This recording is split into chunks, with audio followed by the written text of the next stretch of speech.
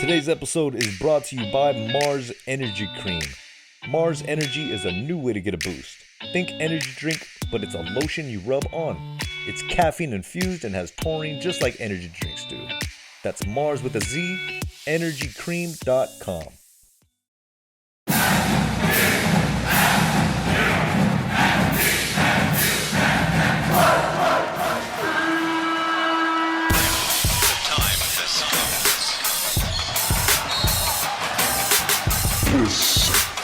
The Rings. We game time. The ball right leg for the win. The crowd stays heavy. Keep the bus running cause this won't take long. 4 minutes left, hear the show still going strong. We game time ready. Opponents can't sleep when they leave. DJ again. It's Butler with 2 seconds. He's got to put it up. He wins it with the jumper. A San Diego State miracle. Fans around it, ready and shouting. They want to see us win, and there's no doubt about it. Right. How you want to lose it all? What's up, Sons of Montezuma? You are listening to a very special episode.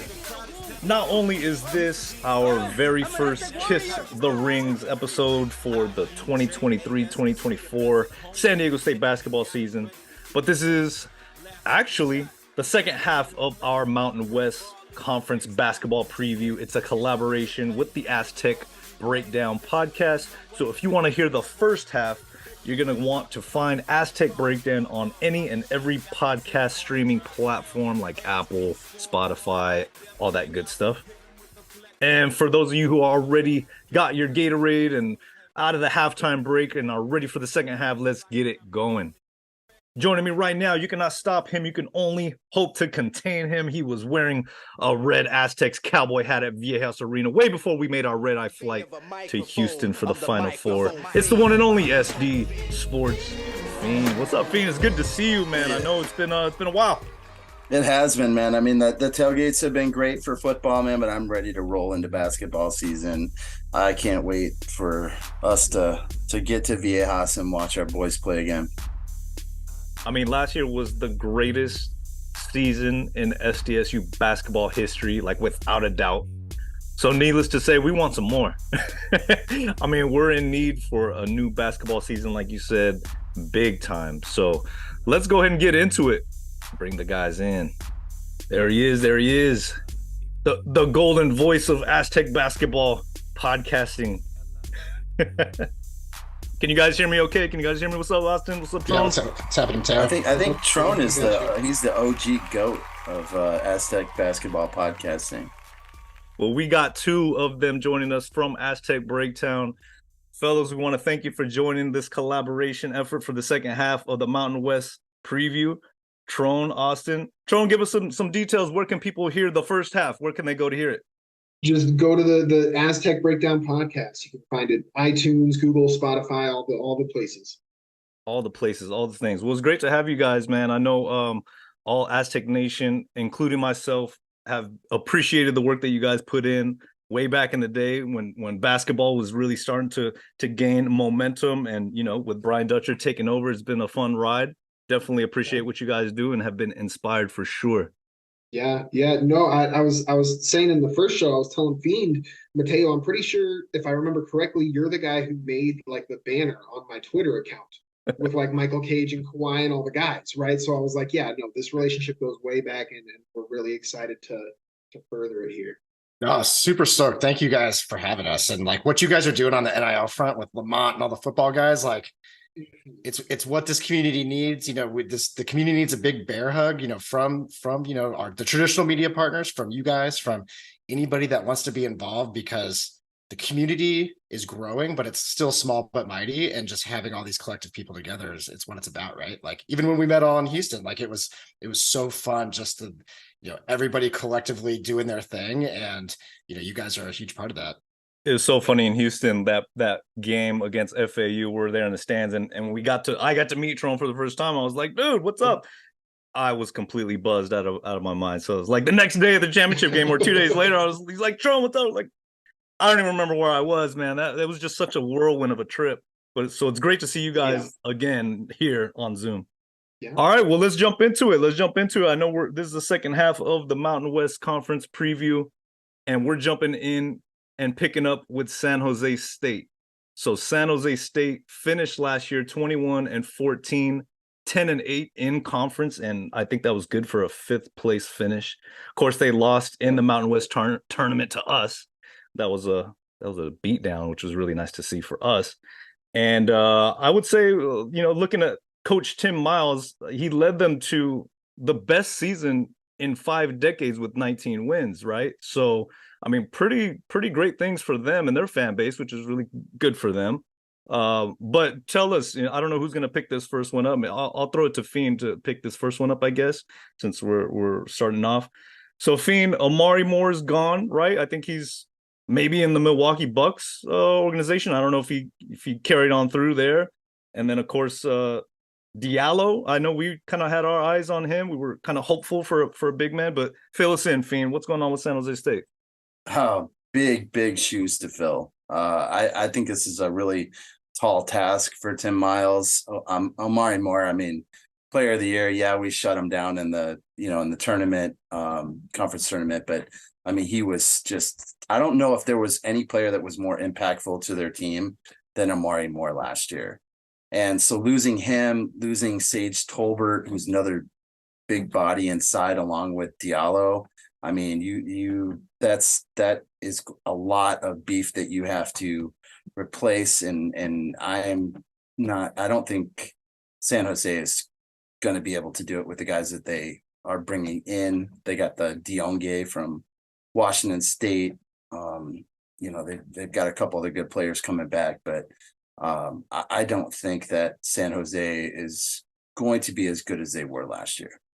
Bean, we agree on one. We disagreed on the first half of this, but a couple of times. But I'm right with you. Like, and I don't think it's Tim Miles' fault. I think Tim Miles is a pretty good coach, but Amari Moore was the most NBA ready player in the Mountain West last year, and it wasn't particularly close. And although I like Cardenas because he's a scrappy guy, and they have some other guys backfilling, I don't think it's appreciated how much Amari Moore carried that team. And I think there's really going to be a little bit of a free fall this year while Tim Miles kind of gets back in the transfer portal to find another guy that could, fulfill those shoes, maybe next year or the year after.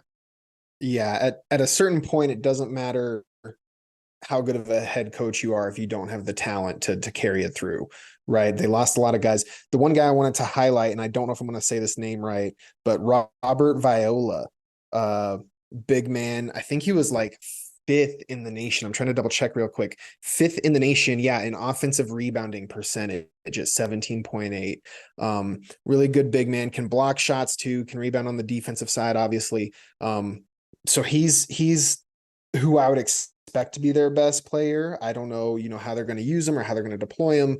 That would be the one guy that could make a big time impact. But yeah, at a certain point, if the talent isn't there, it's hard to win games. I think pretty early on, we're going to know just exactly where their talent is at. I mean, their first game of the season, they play UC Irvine, which is always sneaky good. They're 88th in Torvik. And then their third game of the season is against Texas Tech.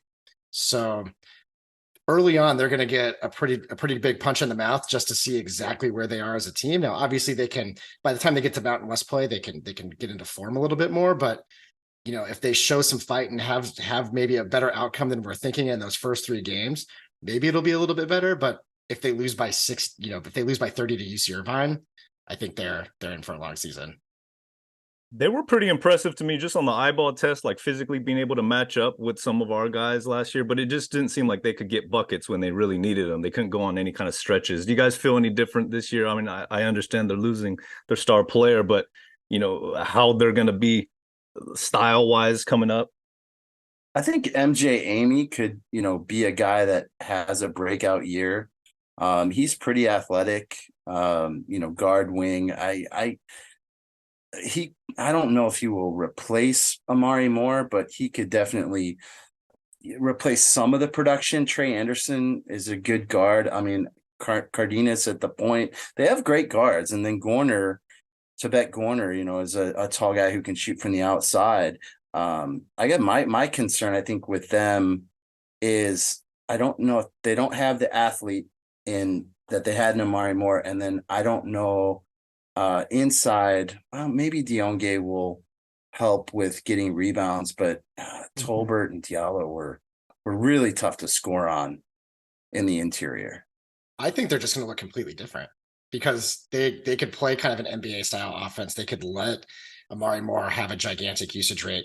They're just not going to be able to play that way. How they're going to play this year stylistically is going to be way different than last year. So it's got to be more team focused. There's got to be more off ball screens. It's good, could have a little bit of an Air Force look where they're, doing backdoor cuts. They're doing shifty stuff just to manufacture baskets. I mean, Cardenas is a pretty shifty guy. Like he's kind of like a Jose Calderon in the NBA where it's like, how is this guy getting buckets on us kind of deal? But if that's your main guy in the Mountain West, I just don't think that's enough talent to kind of overcome the top half of the league.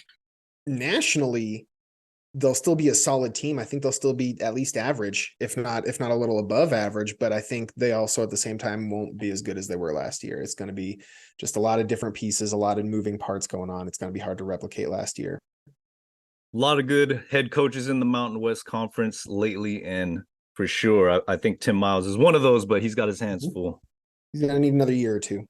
They're definitely not at the top of my hate list on the Mountain West. Like root for the other Cal State school. And, Tim Miles has put in some good action there, but they're just going to have to reload. Yeah, it's kind of hard to hate on San Jose State. They've been so bad for so long. But it's easy to hate on UNLV despite the fact we own them. They were 19-13 last year, 7-11 in conference. That was good for 7th place. And they lost in the Mountain West semifinals to Boise. I think, did they take them to overtime or something like that? I was surprised to see, maybe I got this wrong. Correct me if I'm wrong, guys. 21 of the last 23 games. Is that right? The Aztecs have beaten UNLV? That just sounds crazy. Of course. East, baby. Viejas East. Oh my God. I mean, I understand why we love to go out there because it's Vegas, but it's like a guaranteed win anytime we go out there. So it's definitely a trip worth your money. You're going to go see an Aztecs win usually. Kevin Kruger, the head coach, he's in is this his 3rd season, I believe? And he's Harkless and Rodriguez, are they both back? Harkless is out. Harkless is out. He graduated.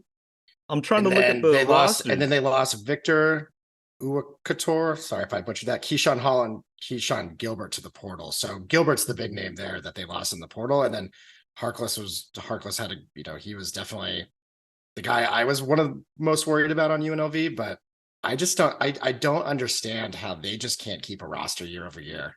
Like they turn it over every year. It's like, all right, like, are they finally going to figure something out? But every year they have like one guy and then they turn everything else over and nothing works. And yet they'll have like one first round, but they'll have like the one first round pick, 5-star guy. They get to come there. And then all other 10 guys turn over every year. Hard to keep track on these guys, but you're right. They usually have all these talented guys and you think they're going to give us a run for our money and then it just doesn't materialize. I mean, they're just the AAU team in the Mountain West that kind of just turns guys over, getting massive talent, but they don't play well together, but you get the glimpses of it when they do actually kind of figure out. They go on these nice little runs like they did in the non-conference last season, but then a little bit of adversity, it all falls apart, kind of like an all-star AAU team.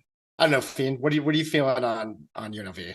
I mean, the talent is definitely there. I mean, Jalen Hill is scary good. That transferred from Oklahoma. I mean, that guy could be all conference player. I really like the Boone brothers. Caleb Boone from Oklahoma State. I mean, he's just a force inside. Keelan Boone can, step out, hit threes.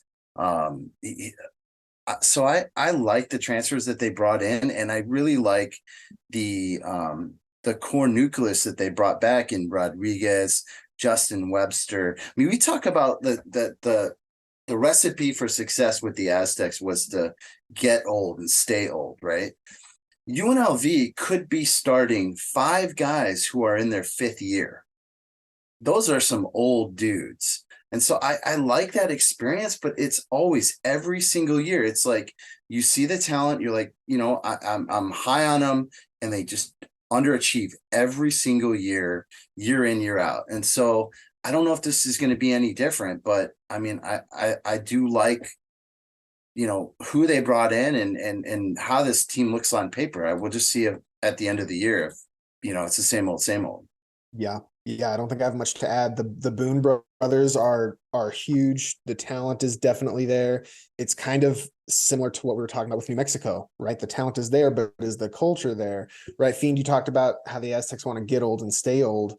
There's like a second part to that where you have to have the 3 and 4 year culture guys, right, to help bring in transfers. And if half or more of your team is leaving every year, it's hard to do that, right? You can bring in all these 4th and 5th year transfers, but they don't know your culture because you don't really have one because everybody leaves. So it's very hard to project them high. Hey, if you're gonna start a good culture for a season, getting brothers is not the worst place to start though. Like even if Yeah. the one, because the one I think it's Kalen Boone came from Pacific, even if he's not quite as talented, if he just can gel with his brother and bring good vibes, that could permeate throughout the rest of the locker room, which could be really helpful just from a pure chemistry standpoint. I really like that point. That's a great point. And Vegas, it's Vegas, right, guys? I mean, you got to be a certain type of player that can go a whole season and succeed out there in Vegas. I mean, what we saw with Tarkanian back in the days was truly special. Those were some super high profile guys, right? With a super high profile coach. Tell me, guys, Kruger, he's the son of a coach, right? So he's got some pedigree. But last year they really struggled in the Mountain West Conference. So maybe there's something to that, to where it's like, okay, you get up for those out of conference games, but then you got to come back and play the Mountain West grinded out schedule. Is Kruger, does he have that personality? Does he have that, that it factor to kind of translate that cultural type of aspect and impact on the players? I think it's more of he's just the new guy, right? You have Tim Miles, been around forever. He was at Colorado State. The Air Force coach, this is his second tenure, been around. Dutch, been around. Leon Rice, been around. Like they know how to navigate. It takes a certain level of experience just to navigate the league. And so if you were to be just super bullish on the, hey, I like what he does tactically. Now he's kind of getting the experience. Like if you're talking yourself into like why it'll be okay, he has the experience being on the road. They know how to navigate the road trip. He has a little bit more experience navigating the road trips. And it just takes time to get used to flying into Laramie, flying into Logan. Like that's not traditional college basketball. Like we talked about this on part 1, where going from Vegas to Laramie is a way different scenario than going from Illinois to Northwestern. Like I'll use the same example. Like the travel is it's just a different beast in the Mountain West. And they're probably from a coaching perspective, just takes some time to hone in your strategy on how you want to deal with it. Yeah, I mean, I think Kruger, I like your point that he doesn't have the experience himself, but he also has the advantage of having a legendary coach in his father that he can talk to. And I wouldn't be at all surprised if Lon Kruger has his fingerprints all over, what he does and in this, UNLV program, because he's only a phone call away, and that guy has years of head coaching experience that he can impart. He's the last coach where they had any kind of success, right? And Kevin Kruger, I think, was the star point guard, right, for that team that went to the Sweet 16. So I think Kruger is a good coach. I like the players he's bringing in. We'll just see if he's got a system in place that, and a winning culture. Yeah, he's shown he can bring the talent in. I kind of draw parallels a little bit with Brian Dutcher, right? Brian Dutcher came in the first couple years, there were people calling for his head, and there were people saying that Justin Hudson should have been the coach instead of Brian Dutcher, right after the first couple of years. And they were good but not great teams, right? And they made the tournament the first year, but only because they won the conference tournament. And then the third year came, Dutcher got in this big influx of talent, and they went 30-2, right? The third year, I think, similar to players, like is big for coaches.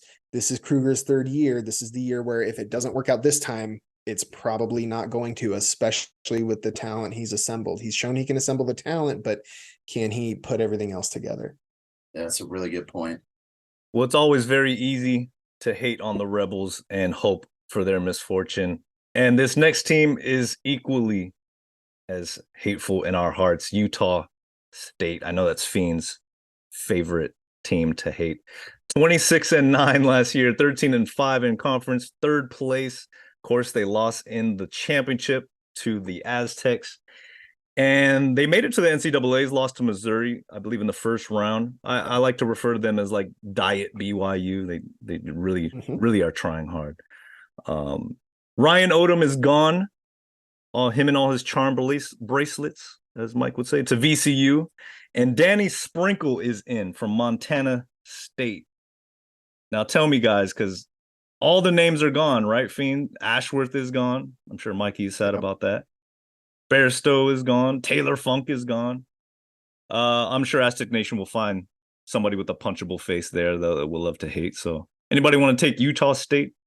I don't know if I can really hate them this year because I don't know who they are. They literally have absolutely no one coming back on their roster. I don't think they have any minutes, any points, any assists. They have one guy. They have one guy who didn't play at all last year. It was like a redshirt player, I think. That's it. Wow. I mean, yeah. So it was very hard when I was like looking over this team because I'm not familiar with any of these players. I mean, you're bringing in an entire regime change, like it. Hey, it worked it's been working for Prime Sanders at Colorado.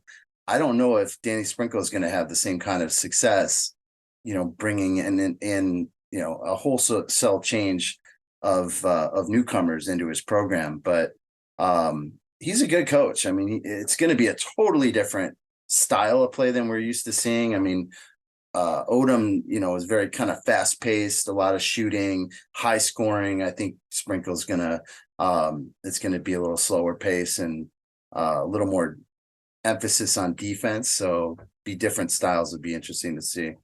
If we get one down year, we can just kick Utah State down for a full year until they kind of reload and he figures out what they want to be. Like, this is definitely a pass year for Sprinkle. Like, he gets a chance to figure it out. He's probably deep in the transfer portal. Probably, but I don't know anything about his team, but I'm sure he brought some guys from Montana State that are leveling up. That's going to take a lot to get used to. But on the bright side, at least he got Sam Scholl a job, because didn't Sam Scholl backfill Montana State's coaching roster with them bringing Sprinkle down? So, hey, at least one of our guys got to eat a little bit on that just from an opportunity standpoint. But if there was ever a year to get them while they're down, this is it, because they just don't die. They always figure it out. They always come back. They always find the guys that are willing to come play there. And if there was ever a year to get them, this is it, because I don't trust that they'll be down for a long time. Yeah. I thought they were dead like the first year of Ryan Odom or the second year, one of those two, right? They finally fell off and they had a bad year. And then last year they came back again. So they do seem to come back. For them, I really like the hire of Danny Sprinkle. He's up from my neck of the woods up here in Montana. Really good defensive coach, and it's kind of not talked about a lot, but I actually really like the offensive sets he runs. I feel like they're really creative. They're pretty unique. If he can get the talent to like run them even better, I think he can be dangerous with those. But he's definitely a type of coach you would want to hire if you're trying to make a team in the mold of the Aztecs, right? Which it seems like all these other Mountain West teams want to do. They come around at some point, like, we need to do what the Aztecs do, just better. Danny Sprinkle's a guy you could hire to try and do that. This year is going to be rough for them, trying to gel all the new people. The one player to watch out for, I think, is Darius Brown, who was Sprinkle's point guard at Montana State. He's a really good guy, and he'll help get the players in line. But yeah, it's going to be a down year for them, and we'll see what they are in 2 or 3 years. That's when it'll be dangerous. I was just about to ask you all that kind of stuff, because knowing that's your neck of the woods, and if you had any insight, like, why would they go towards that style of a coach? And you answered it perfectly, man. Answered it. And kind of like Odom, Yeah, kind of like Odom brought in some of his guys from his previous stop, right, when he got there. So very cool to see. One thing about Utah State, as much as I love to hate them, they are annoying. I think you put it perfectly, Austin. It's like, why won't you die? Why won't you die? But you got to respect them. I mean, they are a gritty bunch. Their fan base is loud. They're at that championship game in Vegas. They're loud. They're annoying. But you got to respect it. They bring it. I mean, I will say their fans in Vegas. That was my first time in the Mountain West tournament this last year. And like, I couldn't get over just like how great they were. Like as a fan base, like they were like when we played them, obviously it was way more annoying, but we were just watching, I think the semifinal.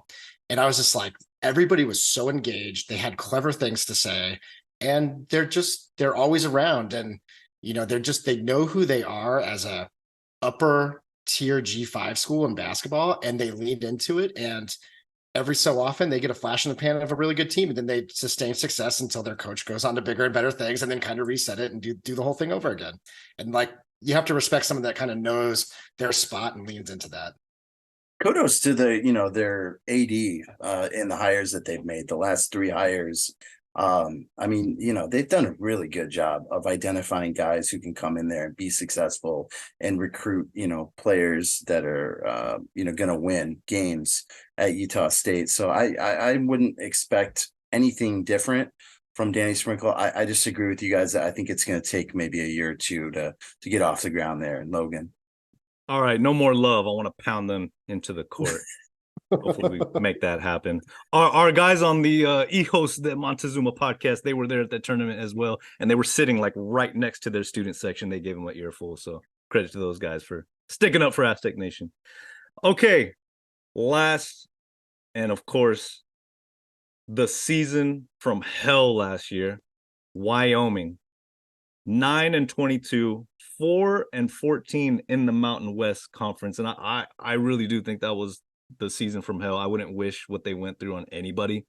The star player gets hurt, and then 2 of their transfers, big time transfers, just get dismissed from the team. I still don't know why. I'm sure you guys heard some things, but Jeff Lindor, I believe he's coming into his 4th season, and he took them to the NCAA's his 2nd year, right?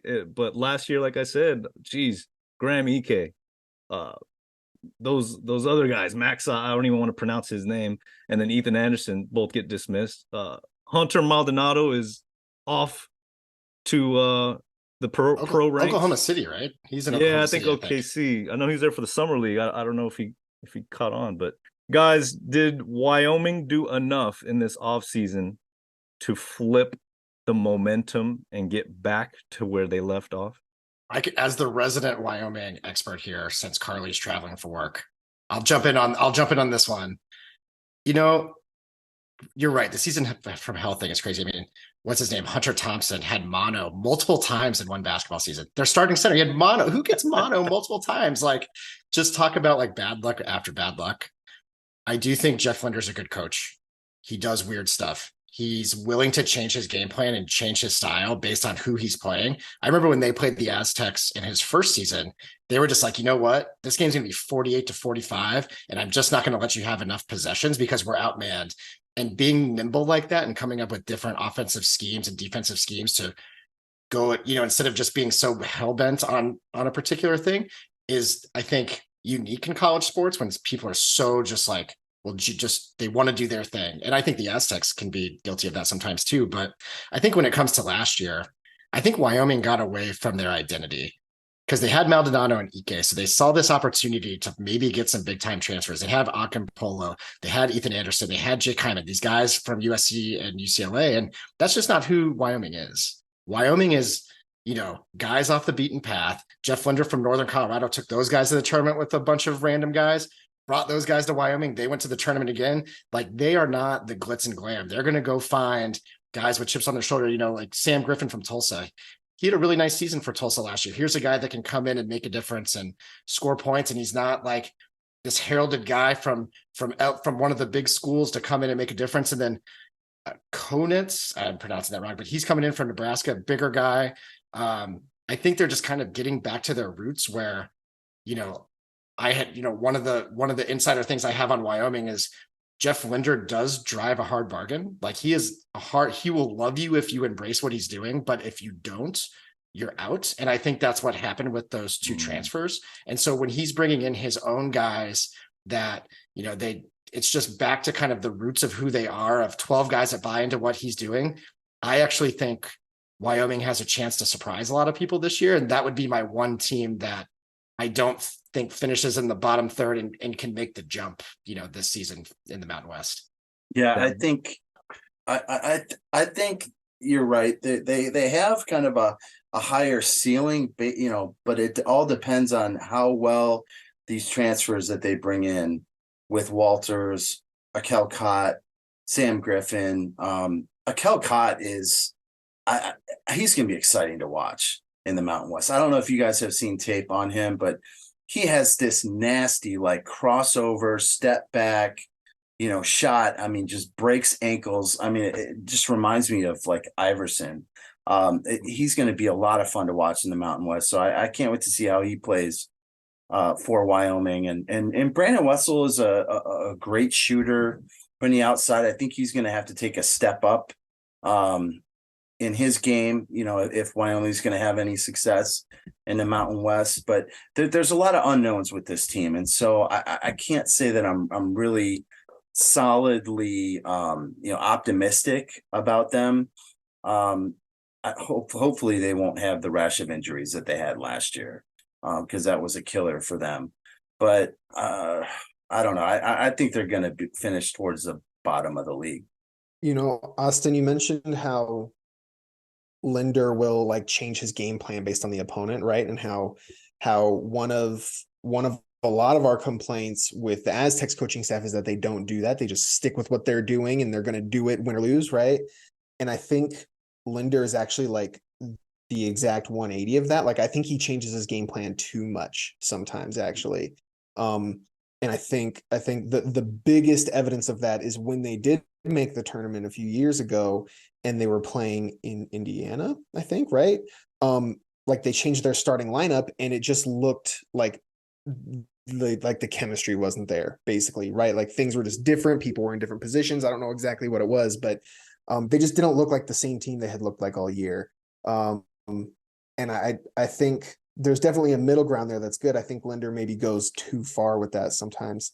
I do like him as a coach. I think he also, kind of how I was describing Sprinkle, he does some like unique things on the offensive end that a lot of other coaches don't do. Like it's just counter to what you're supposed to do. A super simple example is like he will do post entries from the top of the key, which you're not usually supposed to do. It's too easy to steal the ball. You're supposed to always enter the post from the wing, and he'll do it from the top of the key. He did that with Ike and Maldonado, and it's part of what made them so deadly.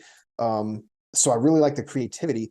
I don't know if the talent is there for them to do anything too much this year. That's always the question. Maybe feeding back into that, just being that blue collar team, like what Austin's saying. Get back to your roots, grind it out. Yep. Like, there's definitely haves and have nots this year. And although I think they're going to be higher, I think they're kind of the top tier of the have nots, right? And that's kind of, their ceiling is the top of the have nots. So it's not like it's going to be like a super successful year, but I think they can surprise some people, and playing there is always a nightmare. Thank God we don't have to do it this year. Yep. Good reminder. Okay, talking about tiers, you guys want to give your predictions? Anybody want to do some predictions on the order of finish? Or is this way, way, way too early to get into all that? I wrote it down, so I'll go first. Yeah. I know Tron put it out there. I think, to no surprise, I mean, the Aztecs are not even being a homer, the Aztecs are the clear cut of this conference. So, easily the Aztecs first. I think Boise is clearly the number 2 team in this conference. And then personally, I have it as CSU, Nevada, New Mexico as 3, 4, 5. I think those can kind of interchangeably, based on certain things that happen through the season, like that could be kind of any which way, but I do think it'll be CSU, Nevada, New Mexico. Then UNLV is kind of there in its own tier at 6th. And then Wyoming, Fresno, San Jose State, Utah State, and Air Force bringing up the rear. So really 2 major tiers there, but there are definitely going to be some landmines on the road for the Aztecs to avoid this upcoming Mountain West season. Well, you really do think that New Mexico is going to fall flat on their face. That is pretty low. They have us, like we talked about in the part 1, their schedule it's a joke. Like, it's not any good. And then they're going to get into Mountain West play, and it's just going to get turned upside down on them. And, maybe they get hot once when they play the Aztecs like they did last year somewhere else on the road. But I just don't think they're going to have the in-game experience wherewithal to succeed in the Mountain West Conference, and it's going to look a lot like it did last year. And they didn't even change their strategy and how they wanted to approach going into conference season. And maybe their talent lifts them up and they've learned some lessons, but I don't love that they didn't try to challenge themselves at all in the non-conference this year, and it'll just kind of lead into the same thing. Okay, who's up next? Who wants to give their order of finish? Tron, you got it? Yeah, I got mine. So similar to San Diego State, I have it at number 1. I think it is fair to question like how clearly number 1 they are, just because there's so many unknowns, especially if you don't follow the team as closely as we do. But I think they're number 1. I similar to Austin, I have Boise State number 2. I think this is the best team Leon Rice has had. So I think they're going to be solid. I do have New Mexico at number 3. I'm kind of just betting the talent is going to carry them. Wouldn't be surprised if they fall due to like other culture type of reasons, but I think the talent's going to carry them. Number 4, I got the Wolfpack, Nevada. I got UNLV 5, Colorado State 6. And I think I have a very similar line there as Austin does, as like that's where the halves kind of end. And then 7, I got Utah State. 8, I got Fresno State and our friend Justin Hudson. I think this is going to be his last year. I think if he doesn't make the tournament, he's out, which is a bummer. 9, San Jose State, 10, Air Force, and 11, Wyoming. Wow. We actually have pretty similar finishes for the top half, and then a little variance at the bottom half. Stop looking at my notes, Fiend. But no, I didn't look at your notes. I didn't share any notes with Tron before this episode. I didn't get any intel. Yeah, I didn't stalk you at all to get this information. It was just purely based on what I saw on paper and what I saw on film. But I think definitely SDSU at number 1. I debated between New Mexico and Boise State for number 2. I am going to give the edge to New Mexico because of the backcourt that they have with House and Mashburn. I think that experience is really going to carry them, and I like the pieces that they brought in with Nelly Jr. Joseph and a couple of the other guys. Obviously, Boise State, Leon Rice, great coach. I think they're definitely a tournament team. All 3 of those should be a tournament team, although New Mexico could finish higher in the standings of the Mountain West, but because of their poor non-con scheduling, that could drop them down when it comes to the seed line, and they may get cut, and not make the cut come Selection Sunday. I got the Wolfpack at number 4. They possibly could be a tournament team as well. I think that the Mountain West could get 4 teams again this year. I think 3 is a good bet, but could be 4. And again, I like their non-con scheduling too. I am going to be a little higher on UNLV this year. I got them at 5. I do think Kruger starts to figure it out. And I think with all that talent, eventually one of these years they have to break through, but I'm sure they will disappoint me again, like they always do. Colorado State, I got 6. Fresno State, I think with their 2 big guys, they're going to be better this year. I got them at 7. I think they dropped some of the low IQ players off their team. They picked up some better, more team-oriented guys. I think that'll lift them up in the standings. San Jose State at 8.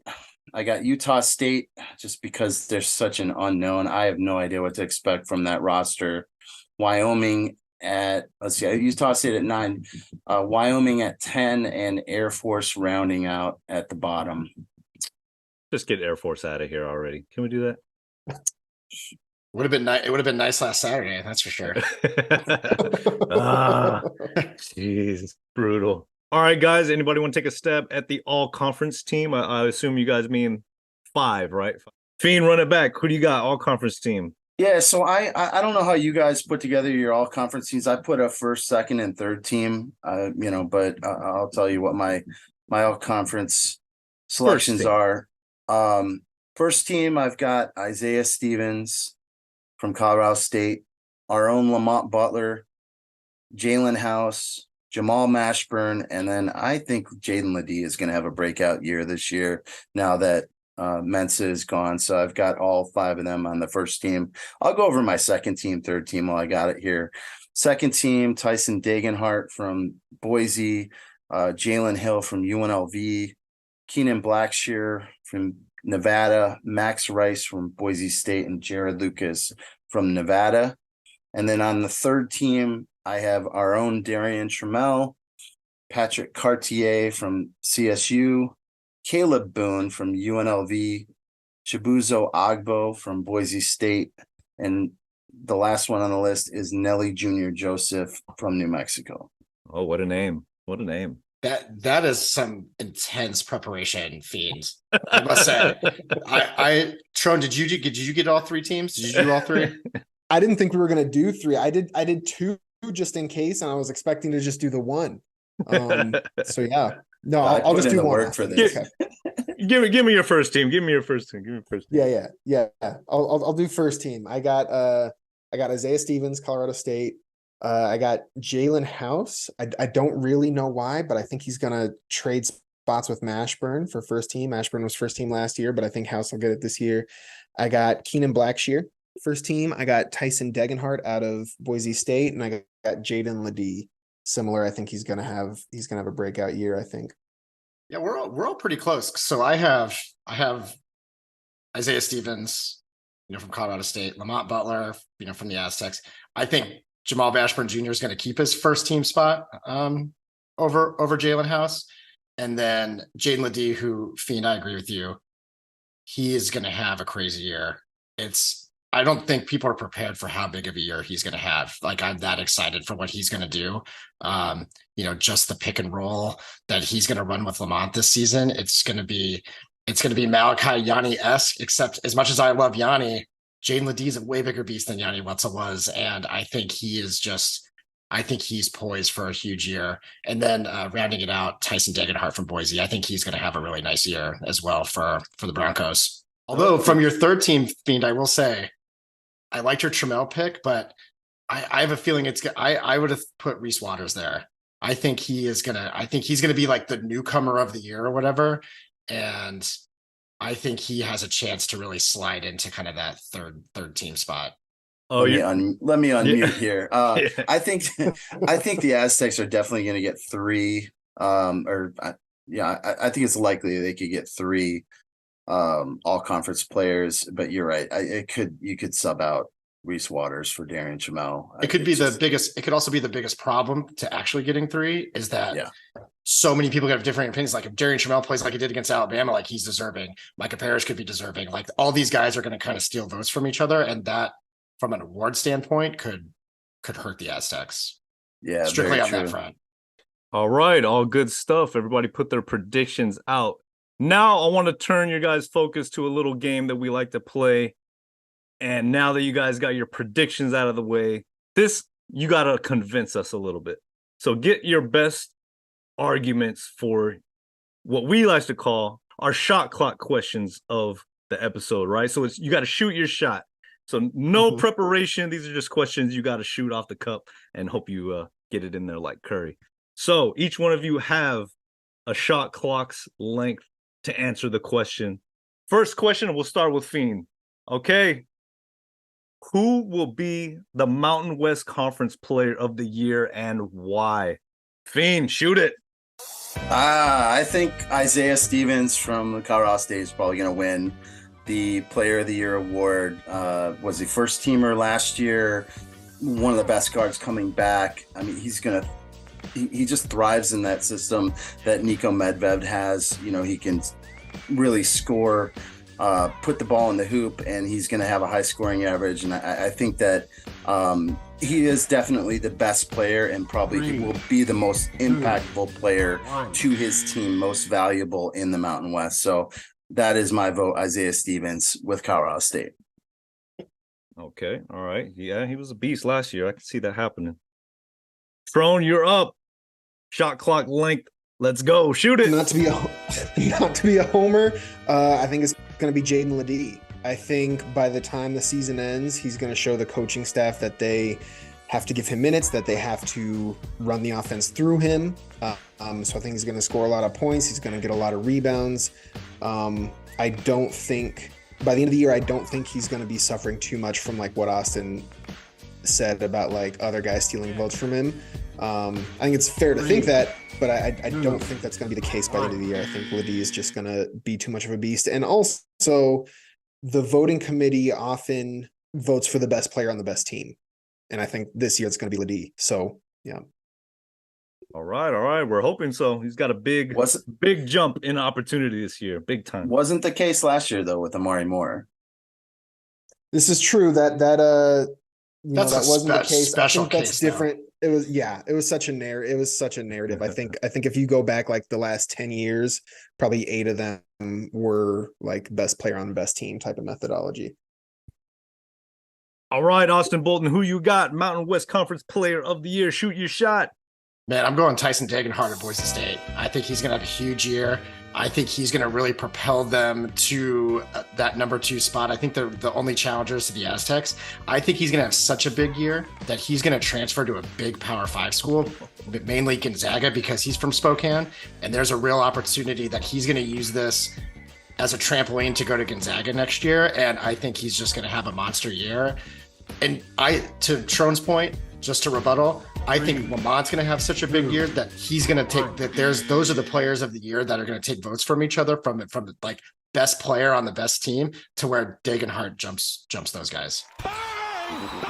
Splitting the vote. Big time shot there, man. Big time shot. Okay. Let's see if you guys can redeem yourselves.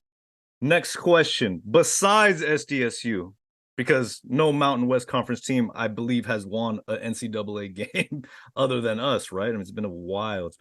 Who will be that first team in the Mountain West Conference this year to win a big tournament game? Austin, go ahead and take it. Run it back. I think it's going to be Colorado State. I think if they get into the tournament, guards win games, and Isaiah Stevens is going to be on a revenge tour. I've been all over how great he's going to be. I think if there's one guy that can win a game outside of San Diego State in the tournament, it's going to be Isaiah Stevens pulling Colorado State through for an NCAA tournament victory.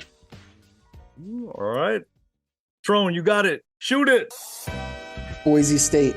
They've had good teams for long enough. I don't think ever in their history won a game. I think it's time for them to win a game. With the dagger. Very quick. All right, Fiend, it's all yours. Who's going to win the next Mountain West Conference? Well, Mountain West NCAA tournament game besides the Aztecs.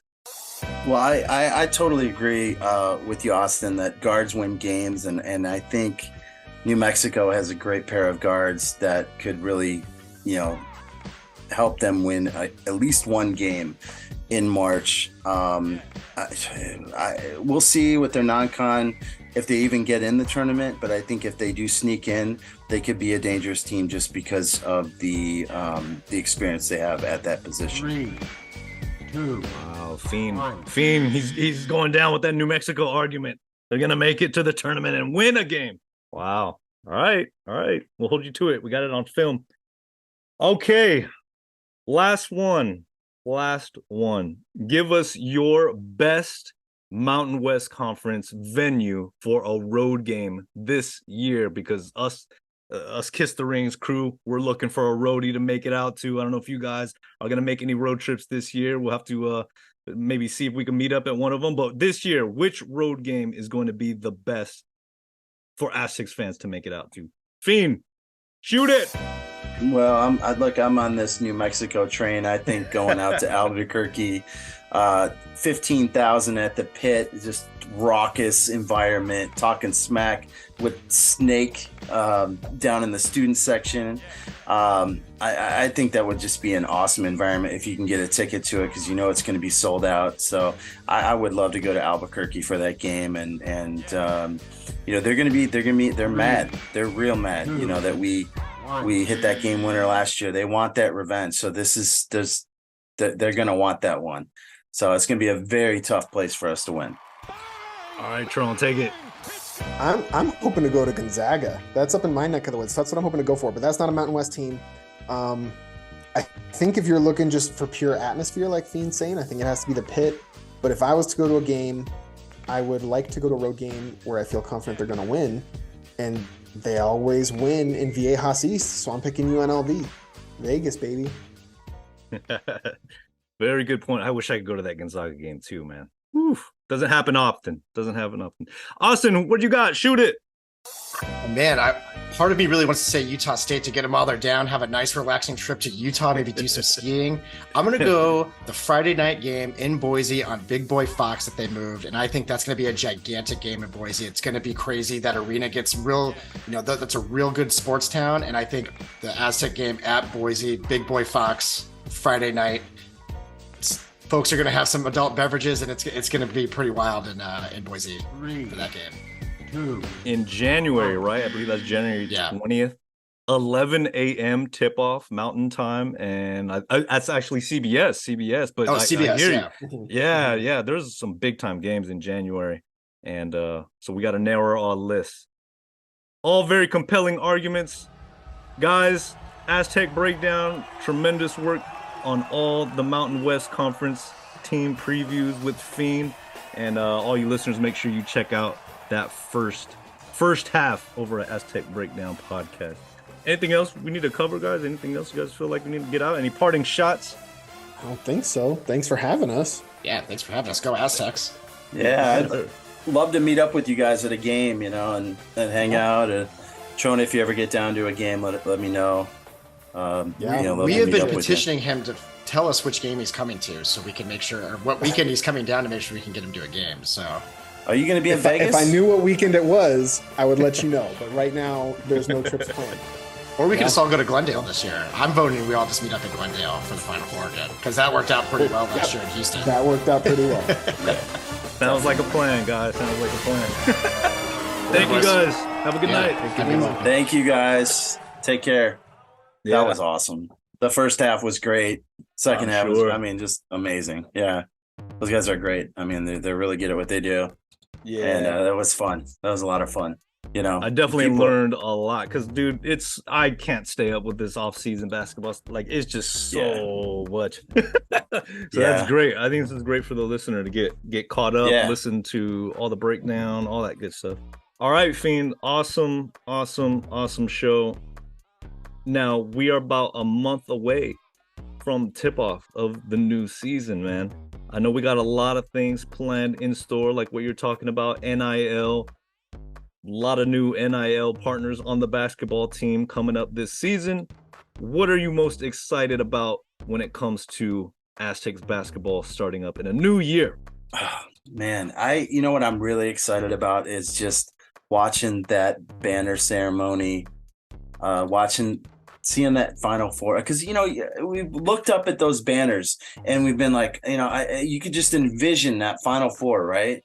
Like, when are we going to raise that Final Four banner? Well, we're doing it this year, and so that is going to be a special night. I can't wait for that, and it's going to be historical, kind of like the night Kawhi retirement night. So I'm looking forward to that. That's probably what I'm looking forward to most. So not to diminish the Final Four banner, because that's going to take precedent, as it should, the greatest season in Aztecs basketball history. I'm glad I wore my shirt, man. Proudly raise your banners high, if you could see that. And of course, Phelps, Milky Phelps, Judy Porter, Michael Cage, Kawhi Leonard, 4 retired jerseys. 3 should be up there next to Kawhi. Of course, that Final Four banner will be up there. First things first, but, I'm hoping this year. Can it be the year that SDSU hangs up those retired jersey numbers next to Kawhi? Let's make it happen, Aztec Nation. Come on. All eyeballs will be on Viejas Arena when that Final Four banner goes up, Fiend. And I think this year should be the year that they celebrate all those names. Aztec basketball, the program, there's not many better things going on in San Diego than that when it comes to sports. So all I could do is hope and keep preaching from the mountaintops to let's hang these banners proudly. I agree with you. Tradition never graduates. You got to celebrate your tradition. That's one way to do it. Very cool. Well, guys, we thank you for listening and watching this special episode, Mountain West Conference preview. Look out for a lot of things on the way. Like we said, NIL, and of course we'll have some more player interviews and hopefully some Aztec for life interviews, some greats that we have coming up very, very soon that you won't want to miss. Fiend, thank you for your time. Thank you for your collaboration and putting this thing together. And we'll talk very soon, man. I'll see you at the next tailgate. That's right. Football season ain't over, guys. Let's keep supporting. sonsofmontezuma.com. Go check it out. Go Aztecs. Go Aztecs. Ain't no stopping it. The team on 3 and family on 6. And when you hit done, it all means this. We game time ready. Welcome to my gym where the crowd.